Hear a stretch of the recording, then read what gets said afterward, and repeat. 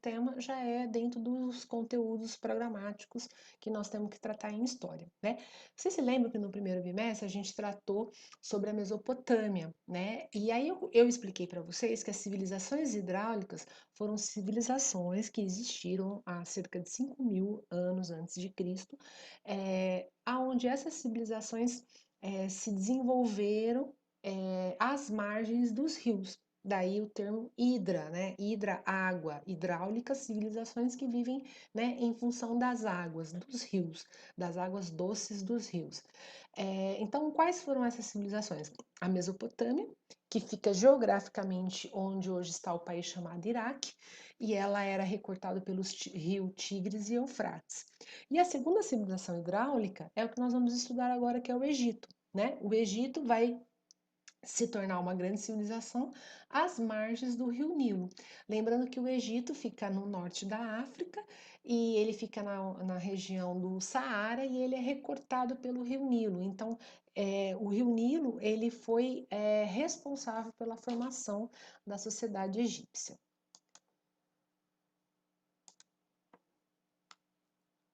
Bom, aqui é um mapinha, só para a gente se localizar geograficamente. Então, nós temos aqui o Mar Mediterrâneo, aqui está o nordeste do continente africano, né? Aqui está o Egito, e ao lado direito nós temos o Mar Vermelho.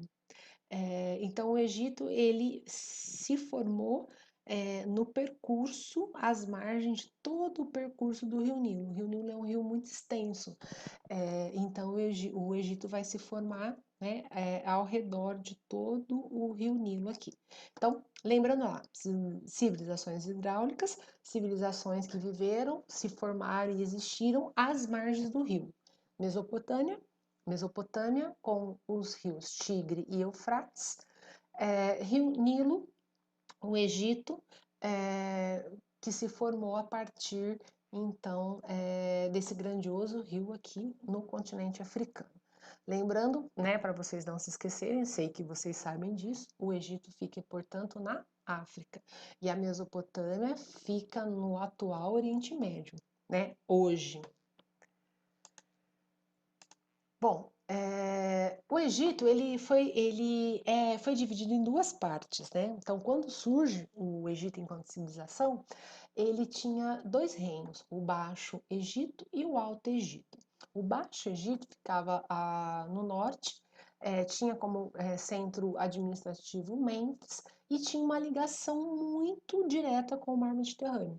Isso, como ele era uma região mais abundante em termos de chuva e tudo mais, era uma região muito rica para a agricultura, né? Muito favorável à agricultura. E eles tinham uma proximidade muito grande com o comércio, né, que eles podiam fazer com outros povos a partir do Mar Mediterrâneo. E o Baixo Egito já ficava mais na região aqui da Núbia, onde eles tinham uma relação muito direta. A capital vai ser Tebas, embora não esteja aqui colocada nesse mapa. Então, eu já falei, né, no norte, o Baixo Egito, né, se estendia até o Mar Mediterrâneo, e devido às chuvas, era uma região muito rica, um solo muito favorável à agricultura. O Alto Egito, já falei, na parte mais central e sul do continente africano, e tinha uma relação direta com os povos da Núbia.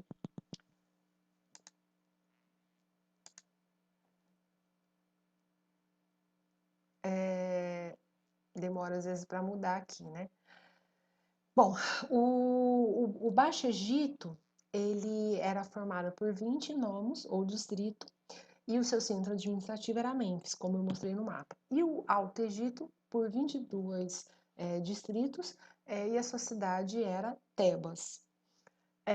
Então havia uma diferença muito grande, porque assim, o Baixo Egito acabou tendo uma produção agrícola muito grande, e como ele tinha um escoamento fácil para o mar Mediterrâneo, ele tinha uma grande atividade comercial e econômica. Então a gente pode dizer que o Baixo Egito ele era mais rico economicamente falando em relação ao Alto Egito. Então vai chegar um dado momento que vai haver então vai começar a haver uma disputa entre as melhores áreas ali, as margens do Rio Nilo, em relação a essas duas divisões. O que vai acontecer, né? Vai chegar um dado momento que como o líder, né, por assim dizer, que é do Alto Egito, vai fazer uma guerra e vai dominar o Baixo Egito, que a gente já vai falar, tá? Eu havia esquecido de falar, e o Isai já andou aqui, uma coisa bem importante, que eles eram uma teocracia, né? Então tinha um governante que também tinha uma figura um papel muito importante aí dentro da uma figura não só política, mas também como uma figura de referência religiosa, né? Os líderes que ascenderam, ou os líderes que existiam tanto no Baixo como no Alto Egito. Então, esses líderes, esses reis que depois vão receber o título de faraó, depois da unificação, eles usavam uma coroa, a coroa branca representava o Alto Egito e a coroa vermelha representava o Baixo Egito. Como eu estava falando com vocês, então vai chegar um momento aí que vai ter essa disputa, né, de melhores terras do Egito, entre o Baixo e o Alto Egito. E aí o rei do Alto Egito, o Menes, ou Nar-Mer, também você vê esse nome, que se refere ao Menes, ele vai organizar o exército por volta de 3.200 a.C. e vai dominar o Baixo Egito. E aí ele vai fazer o processo de unificação do Egito e vai inaugurar a primeira dinastia do Império Egípcio. Então, o Menes vai ser o primeiro rei, né, primeiro faraó constituído a partir da unificação do Egito, né, propriamente do Império Egípcio. Aqui está a coroa que eu falei para vocês, né? Branca do Alto Egito, vermelha do Baixo Egito. E quando houve a unificação, elas passaram a ter as duas coroas unidas, simbolizando, né, a unificação. Uma coisa legal é que toda a coroa do faraó tem sempre a esfinge, né, que tem a serpente, aliás. Ela representa primeiro, assim, é como se ela representasse uma proteção, né? Ela tem um vínculo meio também de uma proteção espiritual, né? Então, o faraó, ele tinha, né? Como se ele fosse um representante que estava ali para resguardar, proteger a todos, né? E, ao mesmo tempo, intimidar o seu inimigo. Porque se a gente pensar na analogia da cobra, né? Quer dizer, a cobra a gente tem um certo receio só de olhar para ela nem precisa atacar a gente. Então vamos imaginar que também tinha essa referência, né? Que era como se você pudesse se proteger dos seus inimigos e ao mesmo tempo você também tinha uma proteção, né? É uma simbologia interessante. Bom, como eu já expliquei, civilizações hidráulicas, né, são as civilizações que existiram à margem dos rios.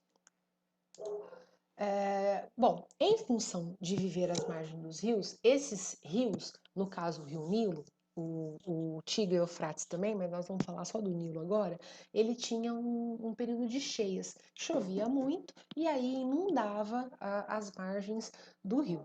Quando essas margens inundavam, uma substância chamada humus, como se fosse uma espécie de uma alga, ficava no solo. Quando o rio voltava para o seu nível normal, essa área que tinha sido inundada, ela ficava como se ela ficasse adubada por esse humus. E aí a terra ficava extremamente fértil, né, e propícia para o plantio. Então, devido a esse fator de utilizar as cheias em benefício da agricultura, o que os egípcios, que vão ser uma grandiosa civilização, no sentido de conhecimentos matemáticos, conhecimento de química, conhecimento de ciência, né? Eles da medicina, eles vão ser uma civilização extremamente grandiosa, né, e extremamente rica em termos de conhecimento. Eles vão desenvolver algumas técnicas para aproveitar melhor as cheias desse rio. A principal atividade vai ser os canais de irrigação. Então, quando rolava a inundação, eles faziam como se fossem corredores para levar mais adiante a água e fertilizar mais áreas ainda para ampliar as áreas de plantação. Os diques também é a mesma coisa, eles criavam áreas onde armazenava a água que eles depois podiam usar num processo aí de irrigação, tá?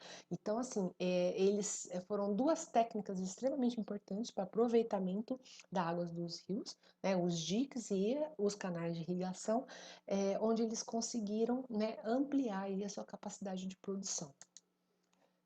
E aí, muito lá na frente, né, quando já estava na fase já mais decadente, o Egito se aproxima muito, a Grécia, né, se aproxima, vamos assim dizer, e aí um historiador vai conhecer a cultura egípcia, como que ela se formou, como que formou essa grandiosa civilização, e aí ele vai escrever essa frase que sinaliza muito bem, né, o que foram os egípcios.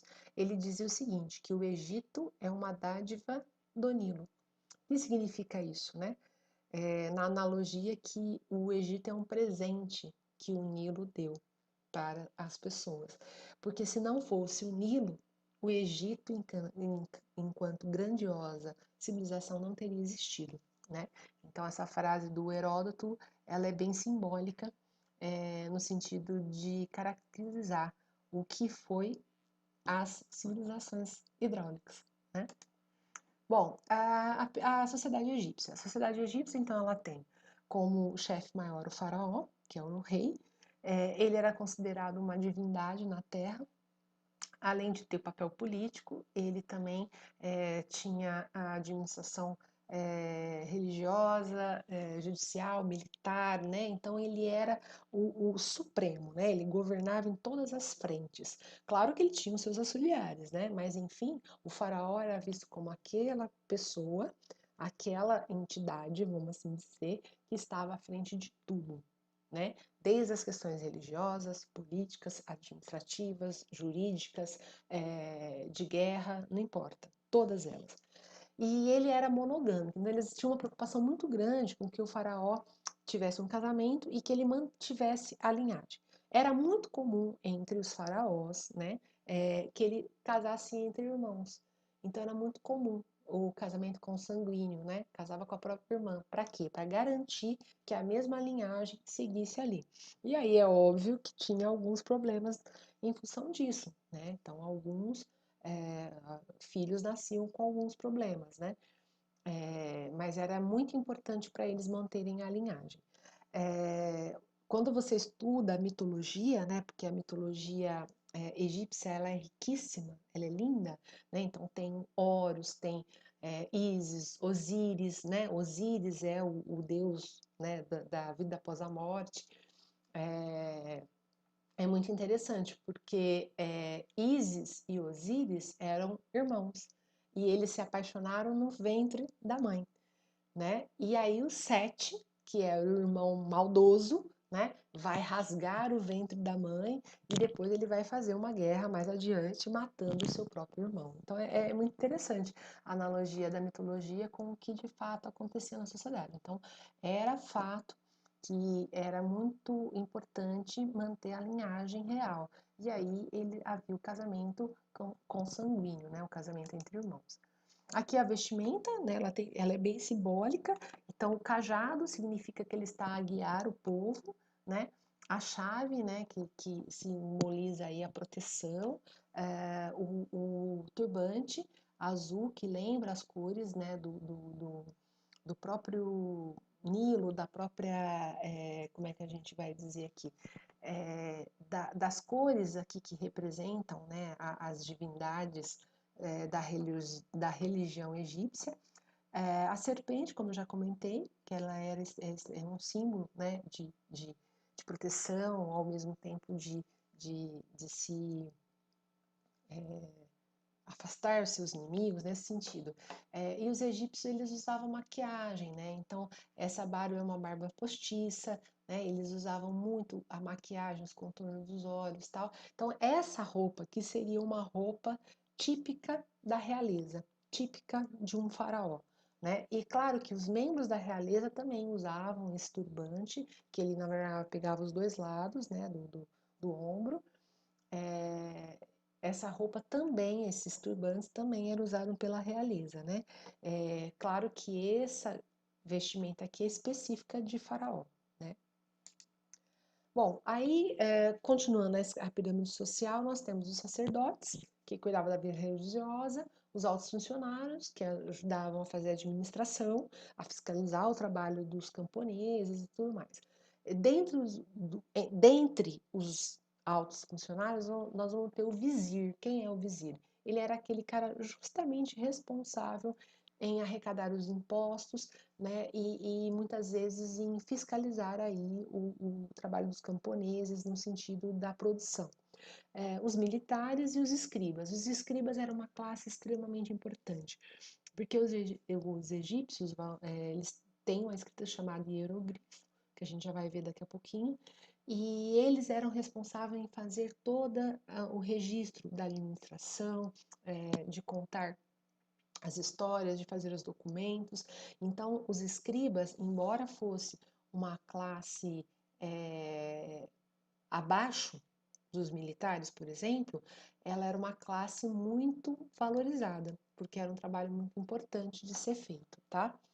E era um trabalho altamente especializado, né? Porque ler a escrita egípcia, o hieroglifo, não era algo fácil, muito menos desenhar. Bom, aí por fim vinham os artesãos, que daí entra ferreiro, carpinteiro, barqueiro, cervejeiro e tal, e por fim os camponeses, né? A classe social mais baixa era os camponeses. Então você tem faraó, sacerdotes, altos funcionários, militares, escribas, camponeses. E os camponeses eram a maioria da população. Então a grande parte da pirâmide era formada por camponeses, que evidentemente era a força de trabalho também. Era da força de trabalho deles que, né, se sustentava todo o sistema. Eles que plantavam, que colhiam, né, que transportavam e tal. Os principais produtos cultivados foram trigo, cevada e linho, né? Essa é a base aí do que eles produziam dentro da sociedade egípcia. Então, os camponeses, eles normalmente viviam em aldeias, né? E eles tinham e eram obrigados a pagar tributos, muitas vezes em colheitas, muitas vezes em força de trabalho. Então, por exemplo, a construção das pirâmides, ao contrário do que as pessoas imaginam, não foi feito por escravos. Pouquíssimos escravos, vamos assim dizer, trabalhou na construção. Quem vai trabalhar maciçamente serão os camponeses, né, prestando serviços ao governo, ao faraó, tá?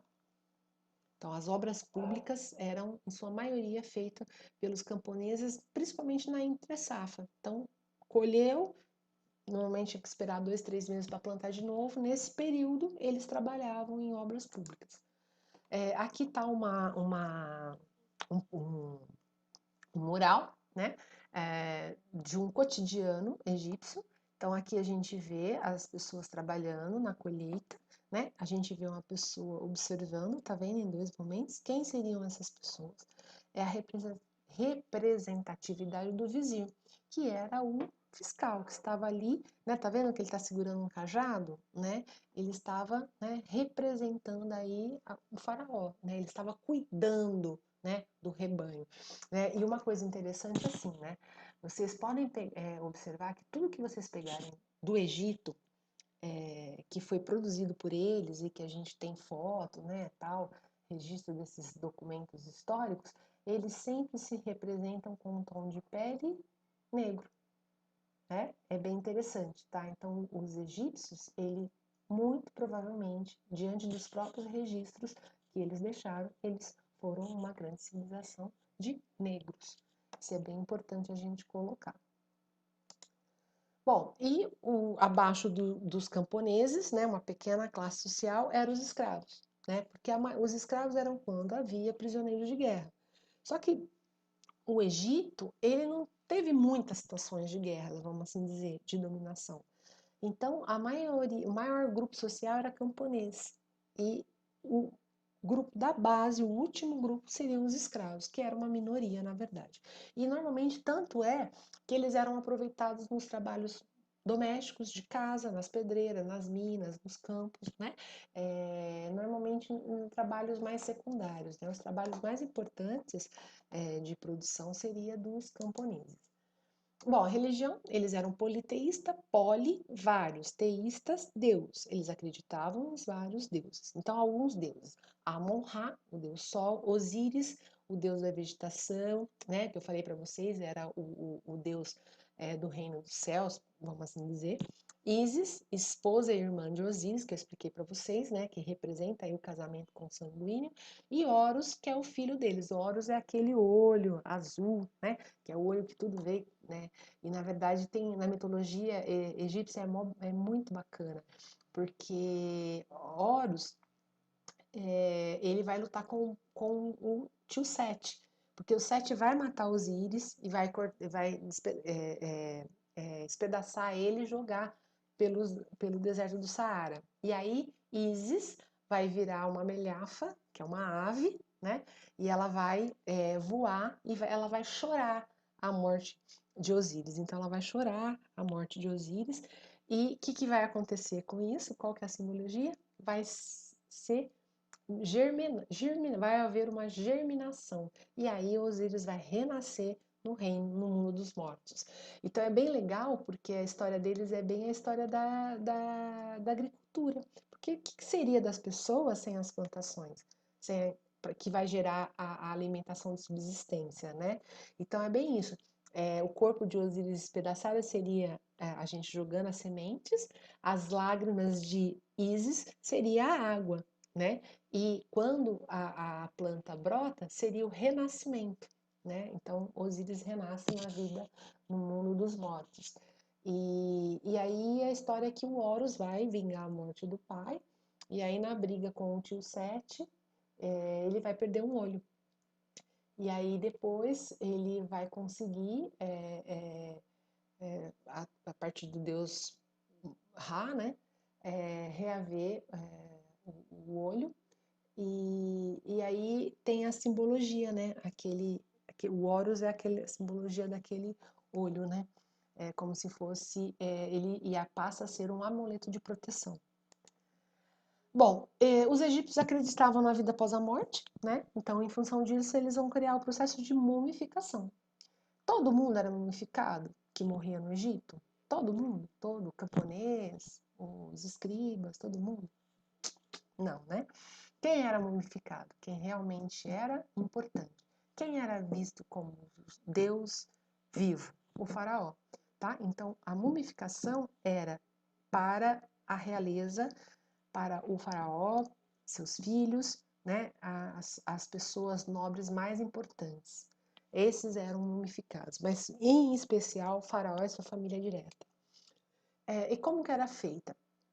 Eles abriam a pessoa, tiravam os órgãos e colocavam nos potes. Então, por exemplo, colocavam os rins, o coração, paraná, num pote com um líquido conservante.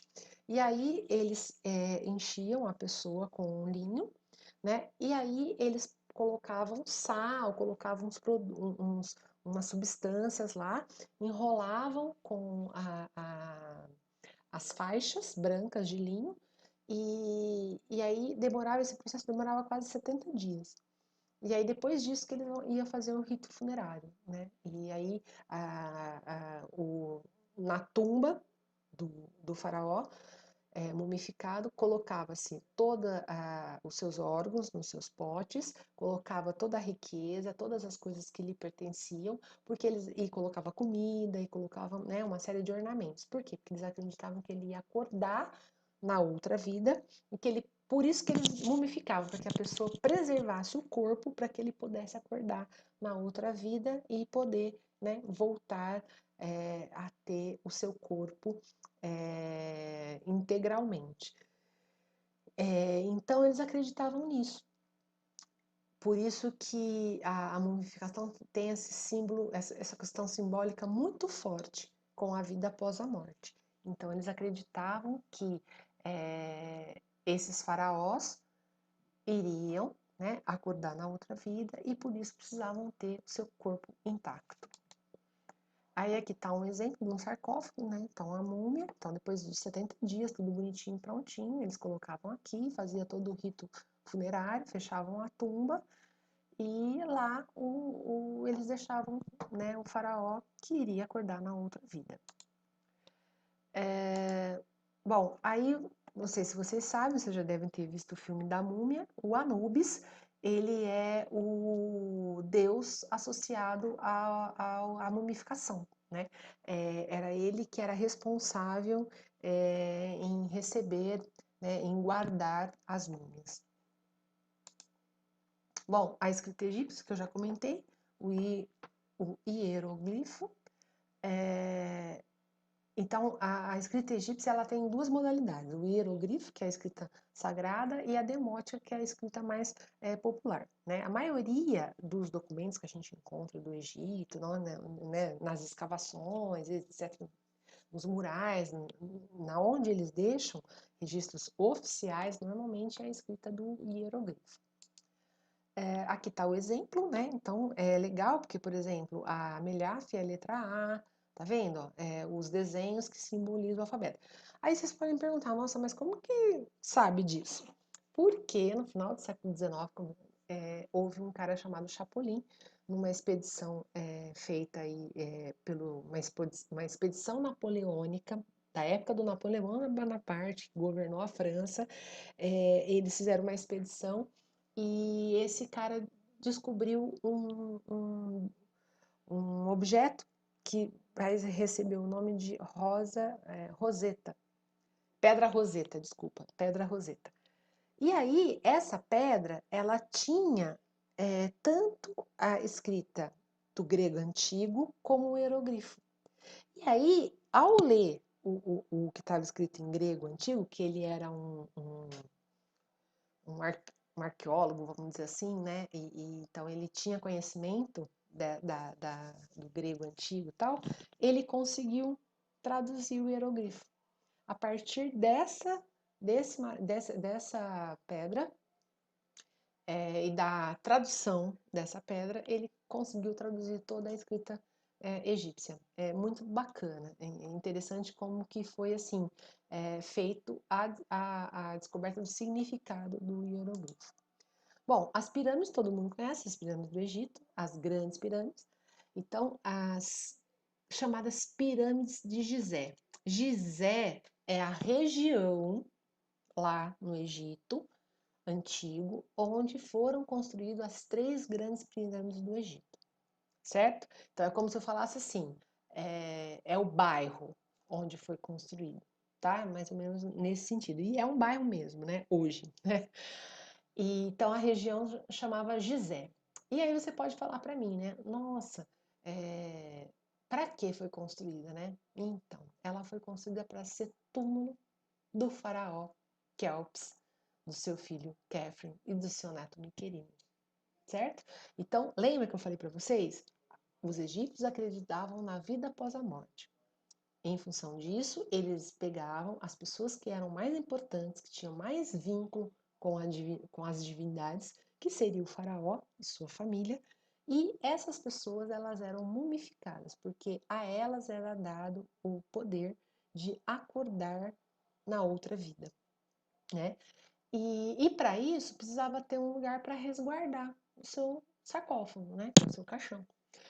E aí foi construído, né? O Khafre era o Kelps, que é o faraó, né? Que mandou construir, ostentando só um pouquinho, construiu uma pirâmide de 80 metros de altura, né? Então é bem interessante a gente pensar na grandeza que foi, né?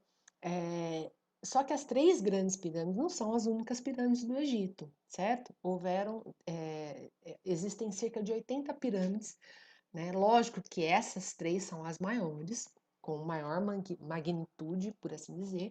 As outras são pirâmides menores, algumas em bem ruínas, e depois dessa era, né, da construção dessas grandes pirâmides e tal, eles deixaram de construir pirâmide para fazer de túmulo e aí no Vale dos Reis vai ser construído como se fosse é, é,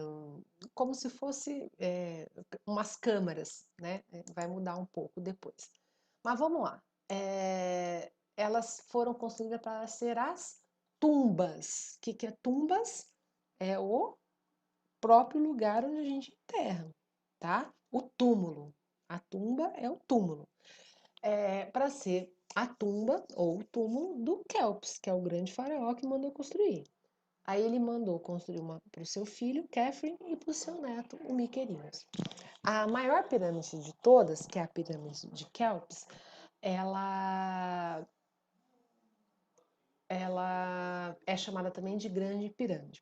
A construção das pirâmides ela aconteceu há mais ou menos 2.550 anos antes de Cristo. Olha só que legal, gente. Esse aqui é o meu gatinho. Ele tá aqui porque tá na hora dele comer, mas eu tô gravando aula. Agora você espera. Aí, foi usada cerca de 100 mil pessoas para construir as três grandes pirâmides em cerca de 20 anos. Aí, lembra a perguntinha? A gente tem na cabecinha da gente a informação errada de que foi só escravo. A gente já assistiu o filme dessa época que mostra lá os coitadinhos sendo chicoteados, o povo maldoso batendo neles e tal. Então, veja, não foram os escravos. Quem construiu foram camponeses. Camponeses pagavam tributos a Faraó, e uma das formas de pagar tributo era trabalhando nas obras públicas. E essa foi uma grande obra pública, que demorou 20 anos para ser construída. Então você imagina que engenharia, né, para construir, para produzir, o tamanho dos blocos que era feita é gigantesco, né? Tá vendo aqui, ó? Isso aqui são as pessoas. E essa aqui é a pirâmide. É enorme, né? Então você imagina, os blocos chegavam a pesar 1 tonelada. Então acredita-se, como é que eles fizeram? Eles construíram várias rampas, tá? Várias rampas, e aí foram construindo a pirâmide, né? E eles acreditam que eles levavam por troncos roliços, eles iam subindo, né? Há algumas hipóteses de que poderiam inundar uma parte, enfim. Tem um monte de teoria, né? O fato é que elas foram construídas e elas estão aí até hoje, né? Então, nas férias, quando der, depois que passar a pandemia, que a gente puder viajar, a gente pode fazer uma excursão lá para conhecer as pirâmides. Seria muito bacana para a gente. Então, tá aqui as três grandes pirâmides, tá vendo? Ó, tem outras pirâmides menorzinhas aqui atrás dela. Provavelmente era para rainha, né? Coitada, rainha secundária. Aqui estão as pessoas, tá vendo? E é bem legal porque essa foto aqui é bem panorâmica. Tem fotos aí, depois tarefinha para vocês. Procurem na internet a foto que mostra a cidade do Cairo aqui atrás. Uns bairros, tá do lado, é como se fosse um quarteirão de distância. É muito interessante. Então, tarefinha. Procure. Vou perguntar, hein, para vocês sobre isso. Vou pedir para vocês mandarem uma foto. Vou ver, né, que eu vou pedir para vocês. Como que é? Onde está a cidade do Cairo? Onde estão os bairros? Tá vendo aqui, ó? Já dá para a gente ver alguma coisa. É muito bacana. É bem do lado. A cidade, os bairros estão bem do lado. Parece que está no meio do deserto, mas não é. É bem área urbana aqui. Bom, os conhecimentos egípcios que eu já comentei lá atrás, química, matemática, né? Para construir as pirâmides precisou de muita matemática, geometria, né? Então eles foram exímios construtores, né? Então estão aí até hoje as pirâmides. Não tem como eu construir uma pirâmide daquela magnitude se eu não tiver conhecimento de matemática, de álgebra, de geometria, né? A química não tem como ter feito a mumificação se eles não conhecessem de produtos químicos. A medicina egípcia, ela vai ser extremamente avançada, né? É bem interessante a gente analisar todas essas questões que estavam ali por trás dessa grandiosa civilização. Bom, e foi o que eu já comentei aqui com vocês, né? Uma coisa bem importante a gente ressaltar que a civilização egípcia a grande civilização egípcia que existiu há cerca de 3.500 anos atrás, ela foi uma civilização de povos de etnia negra. Por que a gente afirma isso? Por conta das próprias imagens que eles próprios produziram de si. Então, se a gente pegar aquele mural que eu mostrei para vocês, né, isso está provado pela própria forma que eles se representavam. Importante a gente colocar isso, sabe por quê? Porque, de acordo com as teorias racistas, como que pode uma civilização tão grandiosa ser feita por negros, que era uma raça inferior? Então, durante muito tempo, devido às teorias racistas, da superioridade da raça negra em detrimento da raça branca, né, foi passada a imagem de que os egípcios seriam brancos. Tem um filme muito clássico que chama Cleópatra, com a Sophia Loren, que era uma mulher, atriz norte-americana, estadunidense, na verdade, muito bonita, e ela fez o filme da Cleópatra, que na época fez muito sucesso e tal, isso há, sei lá, 50 anos atrás. A Sophia Loren é branca dos olhos azuis, e todo o filme só tem pessoas brancas, né? Então, assim, essa preocupação de não poder reconhecer que uma grande civilização, como foi a civilização egípcia, com tanta riqueza de conhecimento que ela produziu, pudesse ser feito por uma etnia negra, né? Então, de certa forma, isso está no nosso imaginário até hoje. E aí está aqui mais uma prova de que eles eram negros. Essa aqui é o busto do Tutankhamon. Tutankhamon, ele entrou para a história como o mais importante faraó, não porque ele foi o mais importante faraó, mas foi porque a tumba dele, ela, na pirâmide onde ele estava enterrado, ela foi encontrada intacta. Porque a tumba do Kelps, quando ela foi encontrada, ela já tinha sido violada, não tinha mais nada, não tinha mais riqueza nenhuma lá. Ela estava praticamente vazia. E já quando eles encontram a tumba do Tutankhamon, ela estava intacta. Então, esse busto aqui é um busto de ouro maciço que estava em cima da múmia do Tutankhamon e que ela pesa muito, ela pesa, é extremamente maciça, ouro maciço. E aí, se você for ao Egito, você consegue visitar e ver esse busto e a múmia do Tutankhamon que está em exposição lá. Olha só que interessante, né? Esse é um homem negro, né? Olha, os nariz largo, os lábios carnudos, né? Tá vendo? Os traços da etnia. E essa aqui, esse busto, por absurdo, ele se encontra no Museu da Alemanha, porque foram os alemães que encontraram ele e em vez deles deixarem no Egito, que é o verdadeiro dono, ele está no Museu da Alemanha, né? Então o governo egípcio, ele reivindica até hoje que esse busto retorne para lá, mas o governo alemão dá um de desentendido. A Nefertiti, que foi uma grande rainha, esse é o único busto que foi encontrado dela, né? O único registro. Esta é uma mulher negra, né? Da etnia negra. Então é bem interessante a gente reconhecer isso, tá bom? Faz parte daquilo que eu discuti com vocês quando eu fiz o vídeo do racismo, da gente desconstruir uma mentalidade e a gente poder ampliar o nosso olhar sobre essas questões aí que perpassam e que infelizmente retratam o racismo presente na sociedade que a gente vive. É isso. A aula do Egito não é uma aula muito longa, eu vou colocar o material de estudo, atividade também, e semana que vem a gente vai começar a tratar sobre a Grécia Antiga, beleza? Um beijão, espero que tenham gostado. Mandem críticas, sugestões pelo Google Sala de Aula, que eu respondo, ou mesmo pelo WhatsApp, quem quiser. E espero que vocês tenham um bom estudo. Até mais. Que foi o racismo e o antirracismo no Brasil e no mundo. E esse segundo tema já é dentro dos conteúdos programáticos que nós temos que tratar em história, né? Você se lembra que no primeiro bimestre a gente tratou sobre a Mesopotâmia, né? E aí eu expliquei para vocês que as civilizações hidráulicas foram civilizações que existiram há cerca de 5.000 anos antes de Cristo, aonde essas civilizações se desenvolveram às margens dos rios, daí o termo hidra, né? Hidra, água, hidráulica, civilizações que vivem, né, em função das águas, dos rios, das águas doces dos rios. Então, quais foram essas civilizações? A Mesopotâmia, que fica geograficamente onde hoje está o país chamado Iraque, e ela era recortada pelos rios Tigres e Eufrates. E a segunda civilização hidráulica é o que nós vamos estudar agora, que é o Egito, né? O Egito vai se tornar uma grande civilização às margens do rio Nilo. Lembrando que o Egito fica no norte da África e ele fica na região do Saara e ele é recortado pelo rio Nilo. Então, o rio Nilo ele foi responsável pela formação da sociedade egípcia.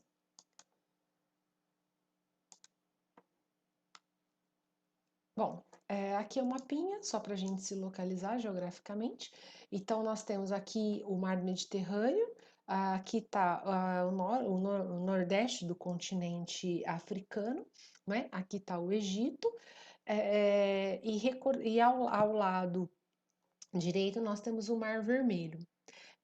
Então, o Egito ele se formou no percurso, às margens de todo o percurso do Rio Nilo. O Rio Nilo é um rio muito extenso, então o Egito vai se formar, né, ao redor de todo o Rio Nilo aqui. Então, lembrando lá, civilizações hidráulicas, civilizações que viveram, se formaram e existiram às margens do rio. Mesopotâmia com os rios Tigre e Eufrates, Rio Nilo, o Egito, que se formou a partir então desse grandioso rio aqui no continente africano. Lembrando, né, para vocês não se esquecerem, sei que vocês sabem disso, o Egito fica, portanto, na África e a Mesopotâmia fica no atual Oriente Médio, né, hoje. Bom, o Egito foi dividido em duas partes, né? Então, quando surge o Egito enquanto civilização, ele tinha dois reinos, o Baixo Egito e o Alto Egito. O Baixo Egito ficava no norte, tinha como centro administrativo Mênfis e tinha uma ligação muito direta com o Mar Mediterrâneo. Isso, como ele era uma região mais abundante em termos de chuva e tudo mais, era uma região muito rica para a agricultura, né? Muito favorável à agricultura. E eles tinham uma proximidade muito grande com o comércio, né, que eles podiam fazer a partir com outros povos a partir do Mar Mediterrâneo. E o Baixo Egito já ficava mais na região aqui da Núbia, onde eles tinham uma relação muito direta. A capital vai ser Tebas, embora não esteja aqui colocada nesse mapa. Então, eu já falei, né, no norte o Baixo Egito, né, se estendia até o Mar Mediterrâneo e devido às chuvas era uma região muito rica, um solo muito favorável à agricultura. O Alto Egito, já falei, na parte mais central e sul do continente africano e tinha uma relação direta com os povos da Núbia.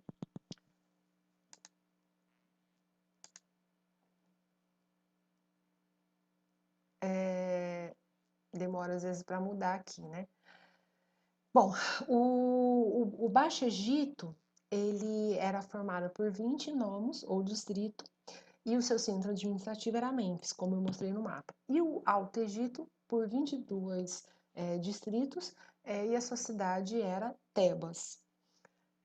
Então havia uma diferença muito grande, porque assim, o Baixo Egito acabou tendo uma produção agrícola muito grande, e como ele tinha um escoamento fácil para o mar Mediterrâneo, ele tinha uma grande atividade comercial e econômica. Então a gente pode dizer que o Baixo Egito ele era mais rico economicamente falando em relação ao Alto Egito. Então vai chegar um dado momento que vai haver então vai começar a haver uma disputa entre as melhores áreas ali, as margens do Rio Nilo, em relação a essas duas divisões. O que vai acontecer, né? Vai chegar um dado momento que como o líder, né, por assim dizer, que é o do Alto Egito, vai fazer uma guerra e vai dominar o Baixo Egito. que a gente já vai falar, tá? Eu havia esquecido de falar, e o Isai já andou aqui, uma coisa bem importante, que eles eram uma teocracia, né? Então tinha um governante que também tinha uma figura muito, um papel muito importante aí dentro uma figura não só política, mas também como uma figura de referência religiosa, né? Os líderes que ascenderam ou os líderes que existiam tanto no Baixo como no Alto Egito.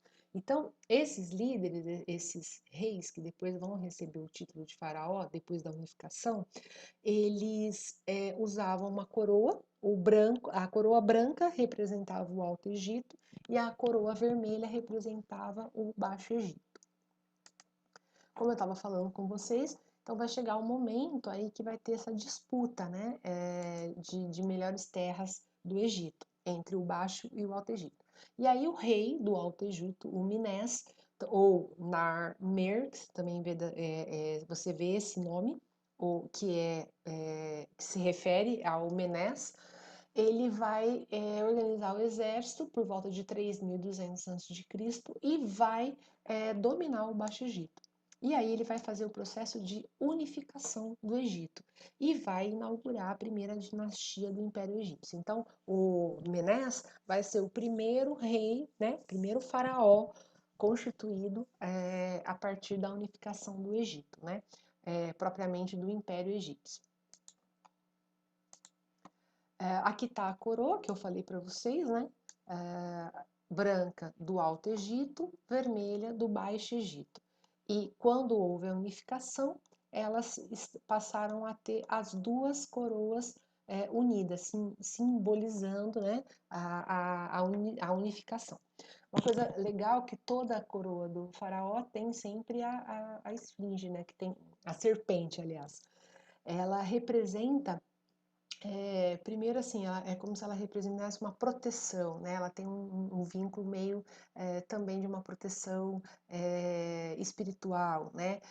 Então, o faraó, ele tinha, né? Como se ele fosse um representante que estava ali para resguardar, proteger a todos, né? E, ao mesmo tempo, intimidar o seu inimigo. Porque se a gente pensar na analogia da cobra, né? Quer dizer, a cobra a gente tem um certo receio só de olhar para ela nem precisa atacar a gente. Então vamos imaginar que também tinha essa referência, né? Que era como se você pudesse se proteger dos seus inimigos e ao mesmo tempo você também tinha uma proteção, né? É uma simbologia interessante. Bom, como eu já expliquei, civilizações hidráulicas, né, são as civilizações que existiram à margem dos rios.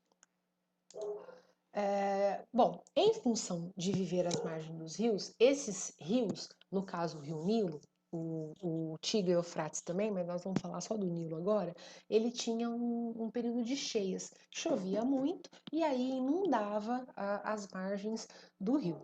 Quando essas margens inundavam, uma substância chamada humus, como se fosse uma espécie de uma alga, ficava no solo. Quando o rio voltava para o seu nível normal, essa área que tinha sido inundada, ela ficava como se ela ficasse adubada por esse humus. E aí a terra ficava extremamente fértil, né, e propícia para o plantio. Então, devido a esse fator de utilizar as cheias em benefício da agricultura, o que os egípcios, que vão ser uma grandiosa civilização, no sentido de conhecimentos matemáticos, conhecimento de química, conhecimento de ciência, né? Eles da medicina, eles vão ser uma civilização extremamente grandiosa, né, e extremamente rica em termos de conhecimento. Eles vão desenvolver algumas técnicas para aproveitar melhor as cheias desse rio. A principal atividade vai ser os canais de irrigação. Então, quando rolava a inundação, eles faziam como se fossem corredores para levar mais adiante a água e fertilizar mais áreas ainda para ampliar as áreas de plantação. Os diques também é a mesma coisa, eles criavam áreas onde armazenava a água que eles depois podiam usar num processo aí de irrigação, tá? Então, assim, eles foram duas técnicas extremamente importantes para aproveitamento das águas dos rios, né? Os diques e os canais de irrigação, onde eles conseguiram, né, ampliar aí a sua capacidade de produção.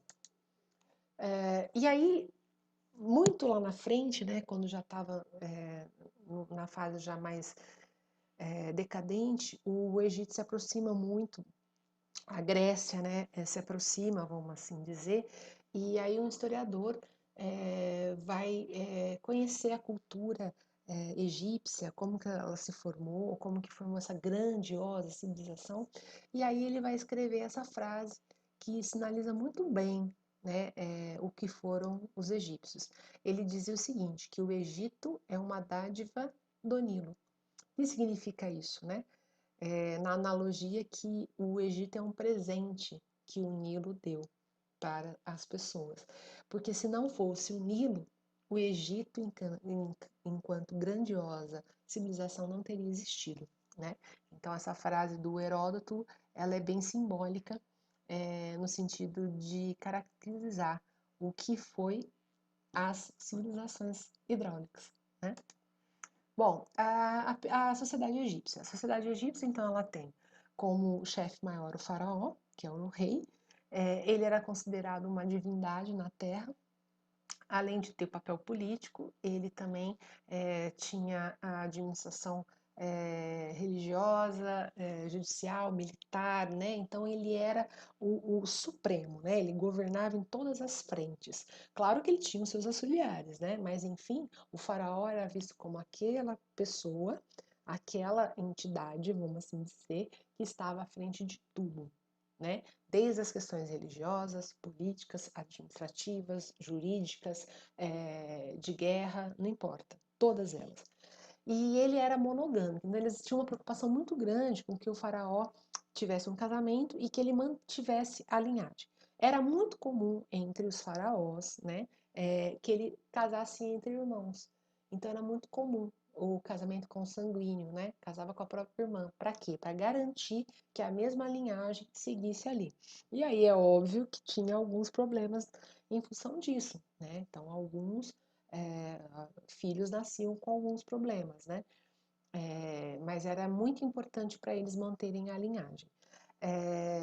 Quando você estuda a mitologia, né? Porque a mitologia egípcia ela é riquíssima, ela é linda, né? Então tem Horus, tem Ísis, Osíris, né? Osíris é o deus, né, da vida após a morte.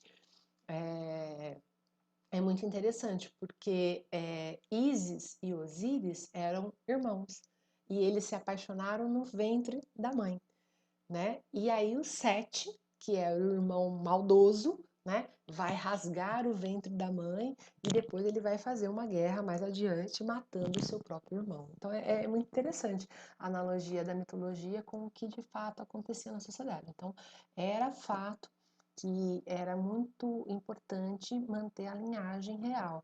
E aí ele havia o casamento consanguíneo, né, o casamento entre irmãos. Aqui a vestimenta, né, ela é bem simbólica, então o cajado significa que ele está a guiar o povo, né?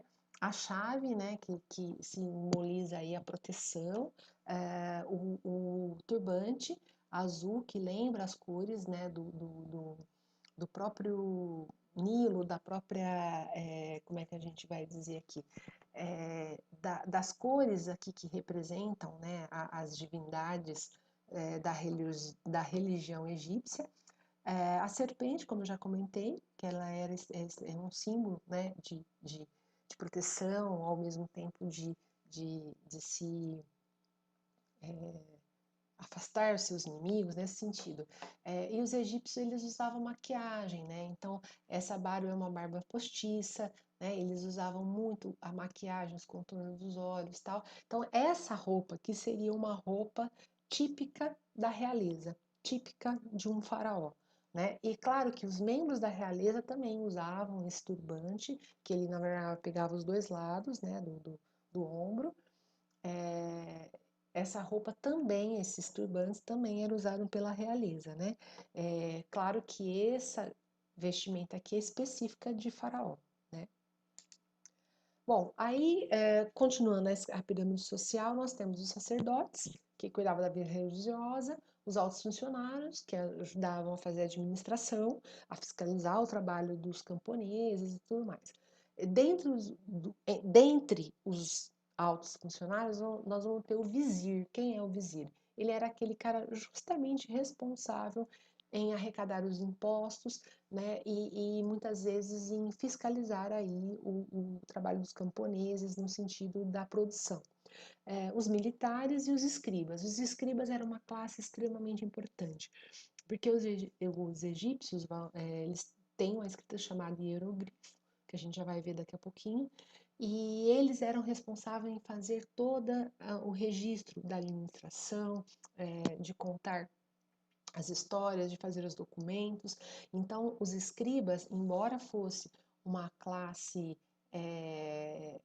abaixo dos militares, por exemplo, ela era uma classe muito valorizada, porque era um trabalho muito importante de ser feito, tá? E era um trabalho altamente especializado, né? Porque ler a escrita egípcia, o hieroglifo, não era algo fácil, muito menos desenhar. Bom, aí por fim vinham os artesãos, que daí entra ferreiro, carpinteiro, barqueiro, cervejeiro, tal, e por fim os camponeses, né? A classe social mais baixa era os camponeses. Então você tem faraó, sacerdotes, altos funcionários, militares, escribas, camponeses. E os camponeses eram a maioria da população. Então a grande parte da pirâmide era formada por camponeses, que evidentemente era a força de trabalho também. Era da força de trabalho deles que, né, se sustentava todo o sistema. Eles que plantavam, que colhiam, né, que transportavam e tal. Os principais produtos cultivados foram trigo, cevada e linho, né? Essa é a base aí do que eles produziam dentro da sociedade egípcia. Então, os camponeses, eles normalmente viviam em aldeias, né? E eles tinham e eram obrigados a pagar tributos, muitas vezes em colheitas, muitas vezes em força de trabalho. Então, por exemplo, a construção das pirâmides, ao contrário do que as pessoas imaginam, não foi feito por escravos. Pouquíssimos escravos, vamos assim dizer, trabalhou na construção. Quem vai trabalhar maciçamente serão os camponeses, né, prestando serviços ao governo, ao faraó, tá? Então, as obras públicas eram, em sua maioria, feitas pelos camponeses, principalmente na entre-safra. Então, colheu, normalmente tinha que esperar 2, 3 meses para plantar de novo. Nesse período, eles trabalhavam em obras públicas. Aqui está um mural, né, de um cotidiano egípcio. Então, aqui a gente vê as pessoas trabalhando na colheita, né? A gente vê uma pessoa observando, tá vendo, em dois momentos. Quem seriam essas pessoas? É a representatividade do vizir, que era o fiscal que estava ali, né? Tá vendo que ele está segurando um cajado, né? Ele estava, né, representando aí o faraó, né? Ele estava cuidando, né, do rebanho, né? E uma coisa interessante assim, né? Vocês podem observar que tudo que vocês pegarem do Egito, que foi produzido por eles e que a gente tem foto, né, tal, registro desses documentos históricos, eles sempre se representam com um tom de pele negro, né? É bem interessante, tá? Então, os egípcios, ele muito provavelmente, diante dos próprios registros que eles deixaram, eles foram uma grande civilização de negros. Isso é bem importante a gente colocar.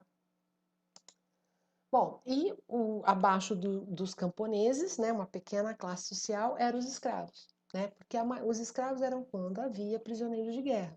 Só que o Egito, ele não teve muitas situações de guerra, vamos assim dizer, de dominação. Então, o maior grupo social era camponês. E o grupo da base, o último grupo, seriam os escravos, que era uma minoria, na verdade. E normalmente, tanto é que eles eram aproveitados nos trabalhos domésticos de casa, nas pedreiras, nas minas, nos campos, né? Normalmente em trabalhos mais secundários, né? Os trabalhos mais importantes de produção seria dos camponeses. Bom, a religião, eles eram politeísta, vários, teístas, Deus. Eles acreditavam nos vários deuses. Então, alguns deuses. Amon-Ra, o deus Sol, Osíris, o deus da vegetação, né? Que eu falei para vocês, era o deus do reino dos céus, vamos assim dizer. Ísis, esposa e irmã de Osíris, que eu expliquei para vocês, né? Que representa aí o casamento consanguíneo. E Horus, que é o filho deles. Horus é aquele olho azul, né? Que é o olho que tudo vê, né? E na verdade tem na mitologia egípcia é muito bacana, porque Horus ele vai lutar com o tio Sete, porque o Sete vai matar Osíris e vai despedaçar ele e jogar pelo deserto do Saara. E aí Ísis vai virar uma melhafa, que é uma ave, né? E ela vai voar e ela vai chorar a morte de Osíris. Então ela vai chorar a morte de Osíris. E o que vai acontecer com isso? Qual que é a simbologia? Vai ser vai haver uma germinação. E aí Osíris vai renascer no reino, no mundo dos mortos.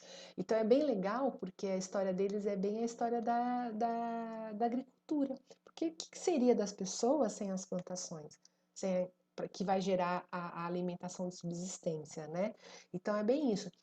O corpo de Osíris despedaçado seria a gente jogando as sementes, as lágrimas de Ísis seria a água, né?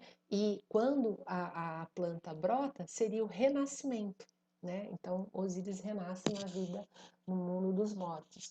E aí a história é que o Horus vai vingar a morte do pai, e aí na briga com o tio Sete, ele vai perder um olho. E aí depois ele vai conseguir, a partir do deus Ra, né? Reaver o olho. E aí tem a simbologia, né? O Horus é a simbologia daquele olho, né? É como se fosse, passa a ser um amuleto de proteção. Bom, os egípcios acreditavam na vida após a morte, né? Então, em função disso, eles vão criar o processo de mumificação. Todo mundo era mumificado que morria no Egito? Todo mundo? Todo camponês, os escribas, todo mundo? Não, né? Quem era mumificado? Quem realmente era importante. Quem era visto como Deus vivo? O faraó, tá? Então, a mumificação era para a realeza, para o faraó, seus filhos, né? As pessoas nobres mais importantes. Esses eram mumificados, mas em especial o faraó e sua família direta. E como que era feita? Eles abriam a pessoa, tiravam os órgãos e colocavam nos potes. Então, por exemplo, colocavam os rins, o coração, parará, num pote com um líquido conservante. E aí eles enchiam a pessoa com um linho, né? E aí eles colocavam sal, colocavam umas substâncias lá, enrolavam com as faixas brancas de linho e aí esse processo demorava quase 70 dias. E aí depois disso que eles iam fazer o rito funerário, né? E aí na tumba do faraó mumificado, colocava-se todos os seus órgãos nos seus potes, colocava toda a riqueza, todas as coisas que lhe pertenciam, e colocava comida, e colocava, né, uma série de ornamentos. Por quê? Porque eles acreditavam que ele ia acordar na outra vida, por isso que eles mumificavam, para que a pessoa preservasse o corpo para que ele pudesse acordar na outra vida e poder, né, voltar a ter o seu corpo integralmente. Então eles acreditavam nisso. Por isso que a mumificação tem esse símbolo, essa questão simbólica muito forte com a vida após a morte. Então eles acreditavam que esses faraós iriam, né, acordar na outra vida e por isso precisavam ter o seu corpo intacto. Aí aqui tá um exemplo de um sarcófago, né? Então a múmia, então depois de 70 dias, tudo bonitinho, prontinho, eles colocavam aqui, fazia todo o rito funerário, fechavam a tumba e lá eles deixavam, né, o faraó que iria acordar na outra vida. Bom, aí, não sei se vocês sabem, vocês já devem ter visto o filme da Múmia, o Anubis, ele é o deus associado à mumificação, né? Era ele que era responsável em receber, né, em guardar as múmias. Bom, a escrita egípcia, que eu já comentei, o hieroglifo, então, a escrita egípcia ela tem duas modalidades, o hieroglifo, que é a escrita sagrada, e a demótica, que é a escrita mais popular, né? A maioria dos documentos que a gente encontra do Egito, né, nas escavações, etc., nos murais, na onde eles deixam registros oficiais, normalmente é a escrita do hieroglifo. Aqui está o exemplo, né? Então, é legal porque, por exemplo, a Melhaf é a letra A, tá vendo? Ó? Os desenhos que simbolizam o alfabeto. Aí vocês podem perguntar, nossa, mas como que sabe disso? Porque no final do século XIX houve um cara chamado Chapolin, numa expedição feita aí uma expedição napoleônica, da época do Napoleão Bonaparte, que governou a França.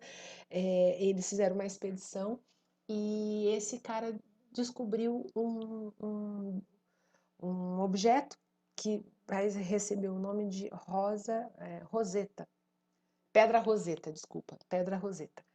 E aí, essa pedra, ela tinha tanto a escrita do grego antigo como o hieroglifo. E aí, ao ler o que estava escrito em grego antigo, que ele era um arqueólogo, vamos dizer assim, né? Então ele tinha conhecimento do grego antigo e tal, ele conseguiu traduzir o hieroglifo. A partir dessa pedra e da tradução dessa pedra, ele conseguiu traduzir toda a escrita egípcia. É muito bacana, é interessante como que foi assim feito a descoberta do significado do hieroglifo. Bom, as pirâmides, todo mundo conhece, as pirâmides do Egito, as grandes pirâmides.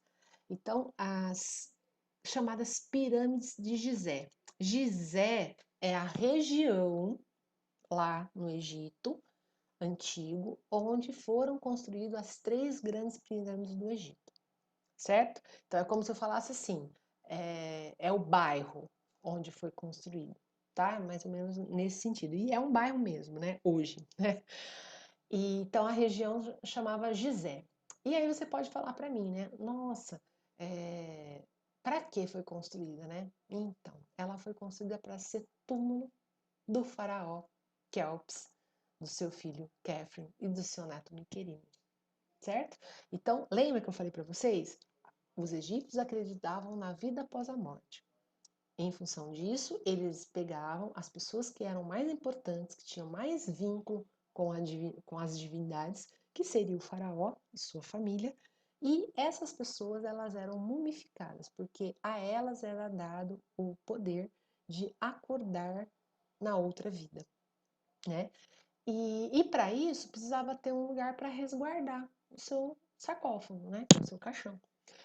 E aí foi construído, né? O Khafre era o Kelps, que é o faraó, né? Que mandou construir, ostentando só um pouquinho, construiu uma pirâmide de 80 metros de altura, né? Então é bem interessante a gente pensar na grandeza que foi, né? Só que as 3 grandes pirâmides não são as únicas pirâmides do Egito, certo? Existem cerca de 80 pirâmides, né? Lógico que essas 3 são as maiores, com maior magnitude, por assim dizer. As outras são pirâmides menores, algumas em bem ruínas. E depois dessa era, né, da construção dessas grandes pirâmides e tal, eles deixaram de construir pirâmide para fazer de túmulo e aí no Vale dos Rios vai ser construído como se fosse é, é, umas câmaras, né? Vai mudar um pouco depois. Mas vamos lá. elas foram construídas para ser as tumbas. O que que é tumbas? É o próprio lugar onde a gente enterra, tá? O túmulo. A tumba é o túmulo. Para ser a tumba ou o túmulo do Kelps, que é o grande faraó que mandou construir. Aí ele mandou construir uma para o seu filho, Khafre, e para o seu neto, o Mycerinus. A maior pirâmide de todas, que é a pirâmide de Kelps, ela, ela é chamada também de Grande Pirâmide. A construção das pirâmides ela aconteceu há mais ou menos 2.550 anos antes de Cristo. Olha só que legal, gente. Esse aqui é o meu gatinho. Ele tá aqui porque tá na hora dele comer, mas eu tô gravando aula. Agora você espera. Aí, foi usada cerca de 100.000 pessoas para construir as três grandes pirâmides em cerca de 20 anos. Aí lembra a perguntinha? A gente tem na cabecinha da gente a informação errada de que foi só escravo. A gente já assistiu o filme dessa época que mostra lá os coitadinhos sendo chicoteados, o povo maldoso batendo neles e tal. Então veja, não foram os escravos. Quem construiu foram camponeses.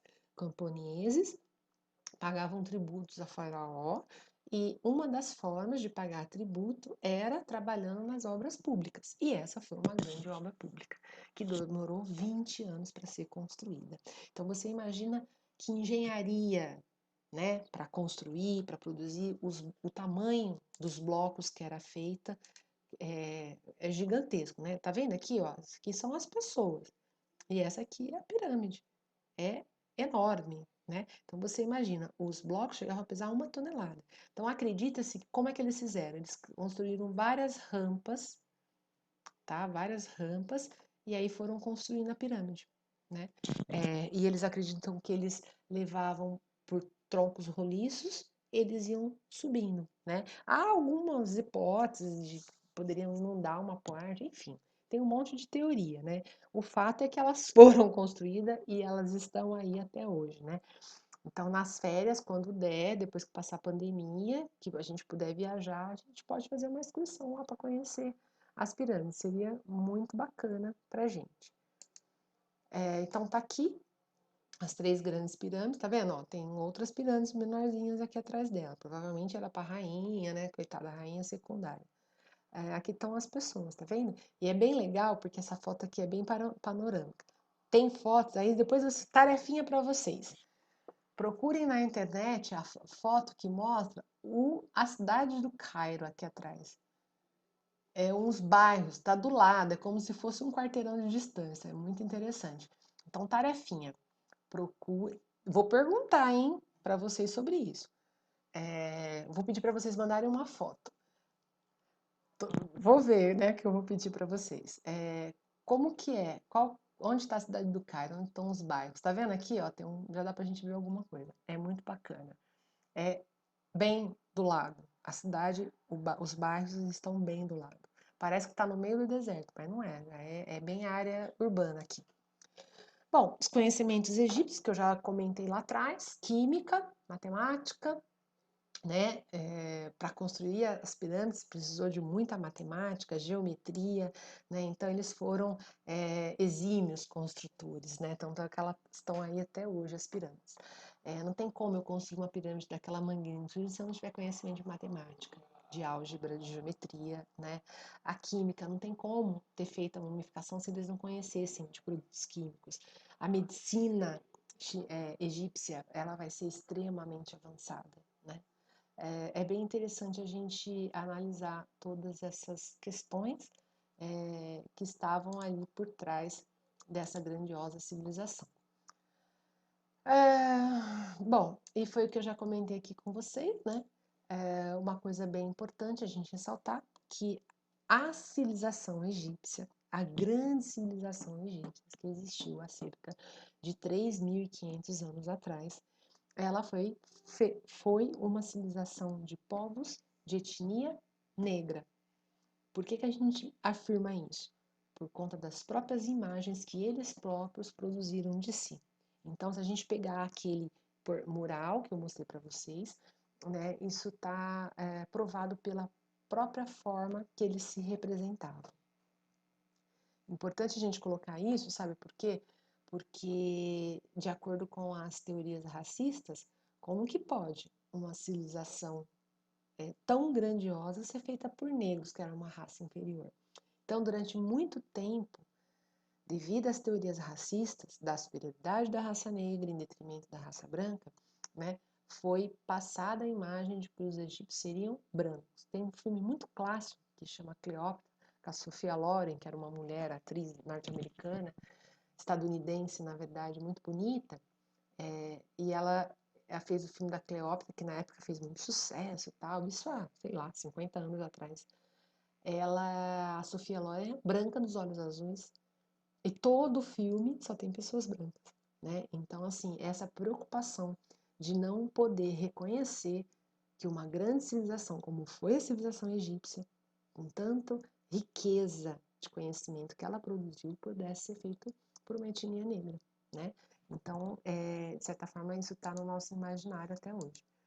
E aí está aqui mais uma prova de que eles eram negros. Essa aqui é o busto do Tutankhamon. Tutankhamon, ele entrou para a história como o mais importante faraó, não porque ele foi o mais importante faraó, mas foi porque a tumba dele, na pirâmide onde ele estava enterrado, ela foi encontrada intacta. Porque a tumba do Kelps, quando ela foi encontrada, ela já tinha sido violada, não tinha mais nada, não tinha mais riqueza nenhuma lá. Ela estava praticamente vazia. E já quando eles encontram a tumba do Tutankhamon, ela estava intacta. Então, esse busto aqui é um busto de ouro maciço que estava em cima da múmia do Tutankhamon e que ela pesa muito, ela pesa, é extremamente maciça, ouro maciço. E aí, se você for ao Egito, você consegue visitar e ver esse busto e a múmia do Tutankhamon que está em exposição lá. Olha só que interessante, né? Esse é um homem negro, né? Olha, os nariz largo, os lábios carnudos, né? Tá vendo? Os traços da etnia. E esse busto, por absurdo, ele se encontra no Museu da Alemanha, porque foram os alemães que encontraram ele e em vez de eles deixarem no Egito, que é o verdadeiro dono, ele está no Museu da Alemanha, né? Então o governo egípcio, ele reivindica até hoje que esse busto retorne para lá, mas o governo alemão dá um de desentendido. A Nefertiti, que foi uma grande rainha, esse é o único busto que foi encontrado dela, né? O único registro. Esta é uma mulher negra, né? Da etnia negra. Então é bem interessante a gente reconhecer isso, tá bom? Faz parte daquilo que eu discuti com vocês quando eu fiz o vídeo do racismo, da gente desconstruir uma mentalidade e a gente poder ampliar o nosso olhar sobre essas questões aí que perpassam e que, infelizmente, retratam o racismo presente na sociedade que a gente vive.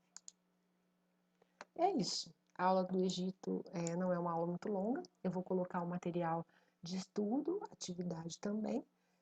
E semana que vem a gente vai começar a tratar sobre a Grécia Antiga. Beleza? Um beijão. Espero que tenham gostado. Mandem críticas, sugestões pelo Google Sala de Aula, que eu respondo, ou mesmo pelo WhatsApp, quem quiser. E espero que vocês tenham um bom estudo. Até mais.